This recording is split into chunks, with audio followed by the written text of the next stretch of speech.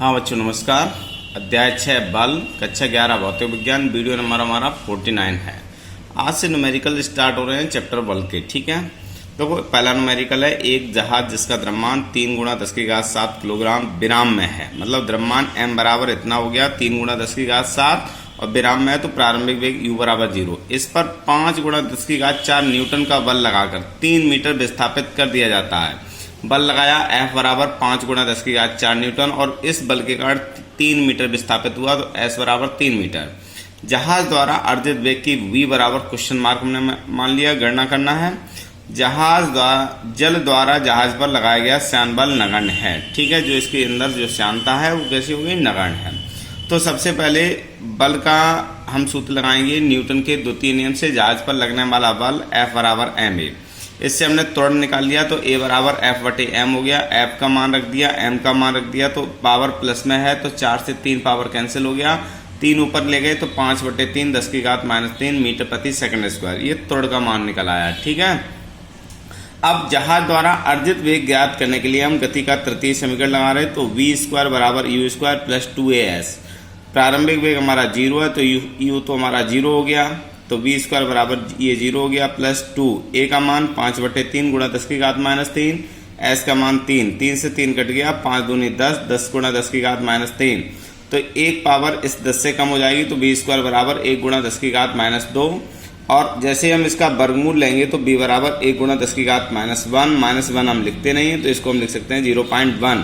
तो b बराबर हो गया 0.1 मीटर प्रति सेकंड। इसका मतलब जहाज द्वारा अर्जित वेग जो होगा वो 0.1 मीटर प्रति सेकंड होगा। नेक्स्ट न्यूमेरिकल देखो,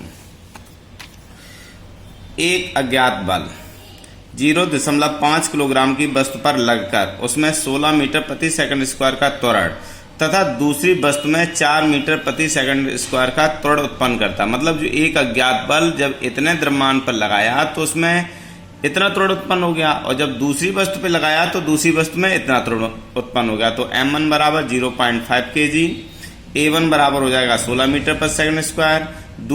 फिर यही बल दूसरे पर लगाया, दूसरी वस्तु का द्रव्यमान नहीं दिया गया तो m2 = क्वेश्चन मार्क, और उसमें कितना त्वरण उत्पन्न हो गया, a2 बराबर 4 मीटर प्रति सेकंड स्क्वायर। तो पहले इतना ही सवाल कर लो।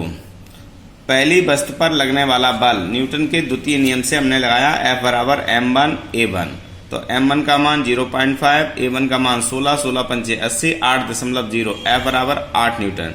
फिर यही बल दूसरी वस्तु पर लगा तो उसमें त्वरण कितना उत्पन्न हुआ, 4 मीटर प्रति सेकंड स्क्वायर। तो दूसरी वस्तु पर लगने वाला बल F बराबर m2 a2। इसमें F का मान रख दिया, m2 का मान निकालना है, a2 का मान 4 से भाग दे दिया तो m2 बराबर 8/4 4 दूनी 8, तो m2 का मान आ गया 2 किलोग्राम। ठीक है, अब प्रश्नानुसार देखो आगे क्या कह रहा है। यदि दोनों वस्तुओं को एक साथ बांधकर फिर उसी निकाय पर यही बल लगाया जाए तो यह बल उस निकाय में कितना त्वरण उत्पन्न करेगा। मतलब दोनों वस्तुओं को एक साथ बांध दिया गया और फिर यही बल लगाया गया तो F बराबर तो 8 न्यूटन रहा। कैपिटल M बराबर m1 प्लस m2 इनके जोड़ दिया तो 2.5 kg आ गया, और A निकालना है तो F बराबर ma, A बराबर F/m। F और m के हमने मान रख दिए संयुक्त पिंड के लिए, तो ये हो गया 8 और द्रव्यमान संयुक्त पिंड का हो गया 2.5, डिवाइड कर दिया तो A बराबर 3.2 मीटर प्रति सेकंड स्क्वायर। ठीक बेटा, धन्यवाद।